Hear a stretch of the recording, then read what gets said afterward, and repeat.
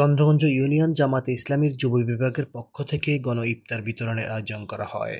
স্থানীয় সময় বিকাল 4টায় চন্দ্রগঞ্জ বাজারের প্রধান সড়কে এই কর্মসূচি পালিত হয়। উক্ত গণ ইফতার বিতরণ আয়োজনে উপস্থিত ছিলেন বিশিষ্ট সমাজসেবক ও মানবাধিকার কর্মী কামরুল হাসান টিটু। তিনি বলেন, এই ধরনের কর্মসূচি প্রতি বছর পালন করে আসছে মূল সংগঠন বাংলাদেশ জামায়াত ইসলামী। এরই একটা অংশ আজকের এই গণ ইফতার কর্মসূচি এবং এটি পুরো রমজান জুড়ে চলমান থাকবে।